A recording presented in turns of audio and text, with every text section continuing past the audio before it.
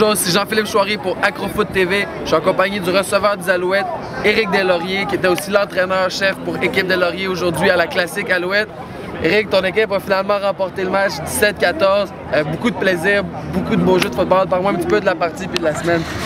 Je te dirais que la défense, elle nous a accrochés par les pattes. Elle nous a vraiment fait gagner le match.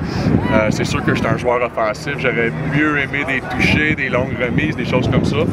Mais c'est sûr que c'est pas facile pour les jeunes. C'est une semaine, 4 pratiques avant le match comme tel. Puis en plus, on a eu de la pluie, on a eu de la neige. Fait que c'était pas facile pour les jeunes de tout le temps venir, mais ils ont quand même gardé le moral. Ils ont venu travailler fort à chaque jour, essayer de pogner des petites affaires qu'ils peuvent retenir. Fait que je te dirais que ça a été un gros succès. Puis je suis très content d'avoir battu l'équipe à Bournemouth.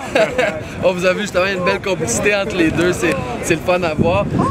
Tu parles justement, bon, 4 pratiques, c'est difficile d'insérer un gros livre de jeu, mais qu'est-ce que toi, personnellement, là, en tant que joueur professionnel, tu essaies d'enseigner à ces jeunes-là qui va pouvoir les aider à progresser dans leur parcours? Bien, surtout parce qu'il y a beaucoup des joueurs, c'est des joueurs de 5e secondaire, tu sais. Fait qu'il y en a, honnêtement, des joueurs qui vont plus jouer au football. Il y en a qui vont peut-être jouer au cégep, jouer à l'université. Fait que juste essayer de leur faire comprendre que l'école, c'est plus important que le football. J'ai eu beaucoup de misère, moi, honnêtement, à développer cette philosophie-là, de mettre l'école avant le football. Puis j'aime ça, essayer de leur dire ça un petit peu plus jeune, comme ça, ils sont capables de voir que oui, c'est le fun de jouer au football, puis oui, j'adore le football, mais c'est vraiment pas pour toujours. Puis c'est dur des fois expliquer à un jeune qui aime tellement le football que c'est pas pour toujours, parce que les autres, ils se sentent comme un Superman, ils adorent le football. Mais la réalité, c'est que il y a un très gros monde qui veulent tout jouer au football. Le football, tout le monde aime le football, mais le football aime personne. Donc, pour être honnête, c'est juste de leur faire comprendre qu'un diplôme, lui, est garanti, tandis que moi, mon contrat n'est pas garanti.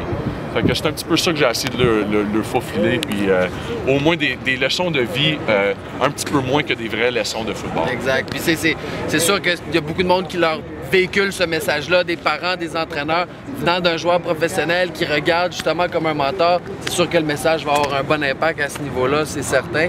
Si on parlait un petit peu de toi, justement, on est en période d'hors-saison.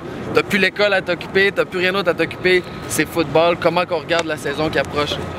C'est sûr que ça va être une année différente. On a beaucoup de nouveaux coachs, on a des entraîneurs nouveaux. Moi, j'ai un entraîneur de receveur nouveau.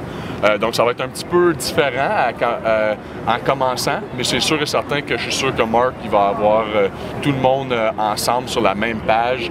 Puis quand que le camp va commencer, je crois que c'est encore à Sherbrooke, le 3 juin à peu près.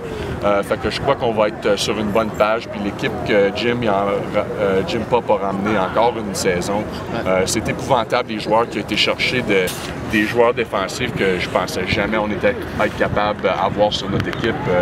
Fait que je te dirais que pré-saison, je pense qu'on va avoir une excellente équipe encore. Et toi, comment tu te sens à l'approche de la saison?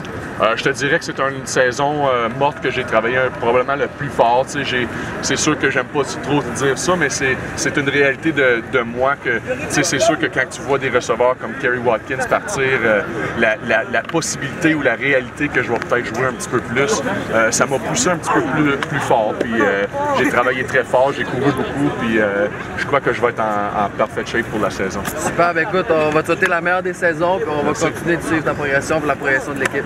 Merci. Merci.